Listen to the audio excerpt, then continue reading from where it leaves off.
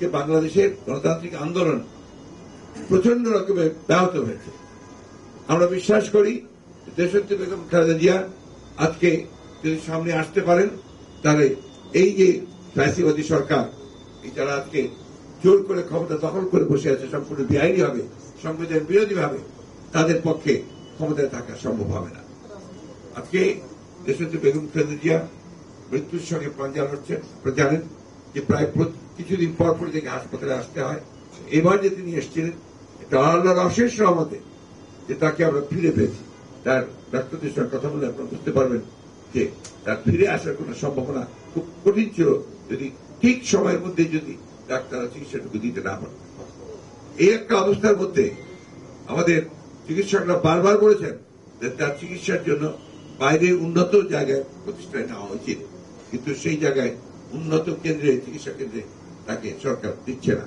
তাই নয়, সরকার শুধু পরিকল্পিতভাবে আদালতকে ব্যবহার করে, আদালতের কথা বলে সেখান থেকে তাকে বঞ্চিত করে। এখন জন্ম সনদ দিয়ে খোলো বিকাশ স্টুডেন্ট অ্যাকাউন্ট। নিজের বিকাশ নিজে কর। 29শে জুন শনিবার আমাদের নয়াপল্টন অফিসের সামনে সমাবেশ অনুষ্ঠিত হবে দেশনেত্রী বেগম খালেদা জিয়ার নিঃশর্ত মুক্তির দাবিতে। এটা হচ্ছে আপনার 29শে জুন। এরপরে আপনার বিকাল 3টায় অনুষ্ঠিত হবে। এরপরে হচ্ছে আপনার সারা দেশের মহানগরগুলোতে, সেখানে সোমবার, যেটা হচ্ছে 1 তারিখ 1 জুলাই, মহানগরগুলোতে এই সমাবেশ, দেশনেত্রী মুক্তির দাবিতে সমাবেশ হবে।